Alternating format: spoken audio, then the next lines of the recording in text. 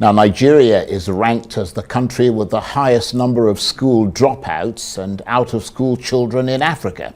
But what are the reasons that force so many to leave school? Well, beyond the usual issues of finances, many students drop out of school because they are offered the course they didn't apply for. In other words, you propose and the school opposes, leaving you psychologically, emotionally, and academically broken. That's what happened to Sibo Yvette Ishimwe, a top-notch Rwandan student who got into the wrong course and ended up dropping out and teetering on the edge of a mental breakdown. So how do you cope in such circumstances?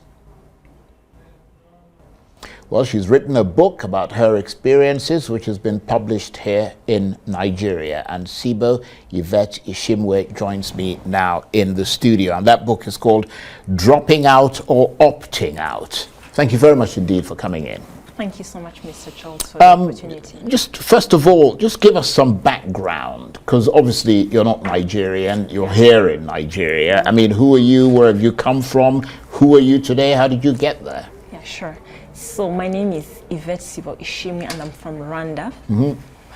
So how I got here, when I was going to go into undergraduate in university, I was given to do biology, but it wasn't what I had applied for. So in high school, I was a very brilliant student, and of course that had put a lot of expectations on me on how I should score and how should be the outcome. They expected you to be the top doctor. Yeah. Or lawyer or something. Yeah, I think I also had that expectation on myself. And when the national exams came, I scored 61 out of 73 aggregates. And that was not good enough to give me the course I was looking for. And what was the course? I wanted to do medicine. Right. In the first place. So when I reached the university, it was a public university. I tried to change the course so that I can go and do medicine, pharmacy, or just an engineering course. And it wasn't happening, so I tried, but it didn't come to be. So they gave you biology? They gave me biology. So I was doing biology. I really felt empty, if I can say. And at the time... You felt disappointed in yourself? Yeah, disappointed in myself. Right. And of course, my parents weren't happy with me. The people who knew me, they thought I had really failed, because everyone who would talk to me, they would be like, oh, you're doing biology. Right. And I was like, but at the end of the day, my parents are paying for me, because at that time they had brought in a system where some people would pay for themselves. So I was like, why am I doing something that I really don't like and I feel not good at doing? So I was like, let me talk to my parents and see if I can suspend. Then I did it. But as I was doing it, I didn't feel like, it didn't look like it was going to give that much consequences. Right. Then when I reached out, family members, the society, it looked like I had stopped going to school. So then from that time, of course, I got confined into myself, feeling guilty. Everyone saying it's your fault, you should have performed better, you shouldn't be here if this, it's your fault, basically. Then I ended up getting a school. But through that season, I was like, I really need to finish education. I need to study, because as many children were growing up, I had set so many goals. I was like, I need to be someone. But you left school for a while. So Yes. basically the pressure For 9 of not months. doing what you wanted to do forced you out of school. Yeah, sure. And those 9 months you're saying were pretty hellish for you, It was really hell out this world. And that's a lot, because, I mean, your parents, first of all, you disappointed them by not getting medicine. Yes. And then you drop out of school. Yes. And to them, that was almost... disgraceful. Yeah, it was disgraceful, and especially the society looking at you, looking at the home, it really looked awful.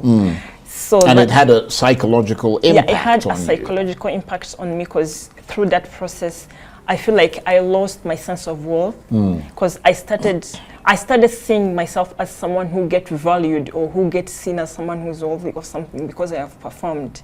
So it changed into a sense of, I need to perform to be seen as someone in a society. I need to achieve the standard they have set for me to be someone in the society. But I believe that there is always another way. If you don't meet the expectations of the society, if you don't meet what people think of you, there is always another way. There is always another way to life. So that's what made you write the book. Yes. I mean, it was sort of therapy for you, Yeah. but also advice to a lot of Advice other to- people. yeah, sure. And I mean, most students who drop out are believed to leave because of financial pressures, or maybe some people think they're lazy Yeah. or irresponsible. But what many people don't know, according to your book, is that choosing the wrong course could be emotionally and psychologically devastating and could force people to leave school. And I mention that emphatically because there are so many people in Nigeria. You meet them and they say to you, oh, this is what I wanted, but the school forced me into this, or this is what I ended up doing. And I mean, it can destroy someone's dreams, can't it? Yeah, it surely does, because I believe that it's very important to be passionate about something you're doing. If you're not passionate, you're not going to give results. So if I'm given to do a course that I don't feel like doing, there is something that pushes me to want to do that. So if I'm denied that course, high chances are I'm not going to enjoy it. Yeah, I'm no, going absolutely. to just do it to survive. And that's why you even see that people do courses, and when they graduate, they don't work in those fields Yeah. because they didn't want to do the course in the first place. So have you been talking to students in Nigeria, Yeah, to sure. universities, polytechnics and so on? Yeah, sure. Actually, when I reached here, there is this one person I just had a chat with, and I was telling him what happened to me. And as soon as I shared the story, he immediately told me that the same thing happened to him. When he was in university, he wanted to do law. But when he went to uni, they gave him education. Yeah, that's a far cry from Yes. law, isn't it? Yes. And the guy really struggled, and he ended up dropping out. But he went back to school and finished, but now he's a journalist. Right. I think he's enjoying it, but Well, I hope at the end so. of, yeah, I hope so too. That's what we're doing here. Yeah, but at least you see the tragedy that he went through to just trying to figure out who he is, what is he Of going course. to do, because in the first place he was denied what he wanted to do.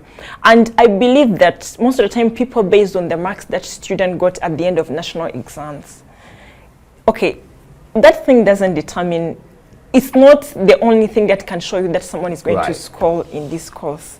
Because I remember at that time I had an A in chemistry and I had a C in biology.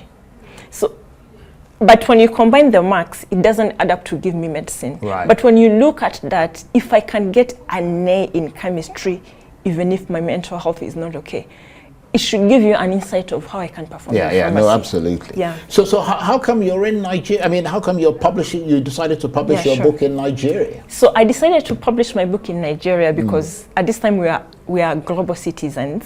And as I was doing my little research, I realized that Nigeria tops up the African countries to be the first of having a highest rate of dropouts Right. in university. So I was like, So you thought your book would have greater application here? yes, it will Right. have, and it surely will, because most of the people, they relate on what Well, I'm I trying to imagine say. your book would be, I suppose, something that universities and students and so on would be interested Yeah, in. sure.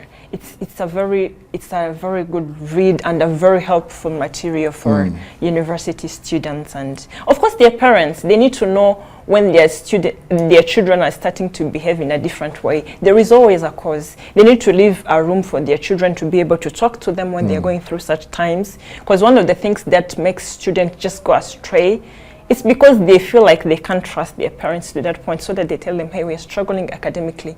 Would you kindly help us? So I believe even for parents, they should read Right. it and see how to help their children. So it's a prescriptive book. Yeah, it's a very prescriptive book because it's my story.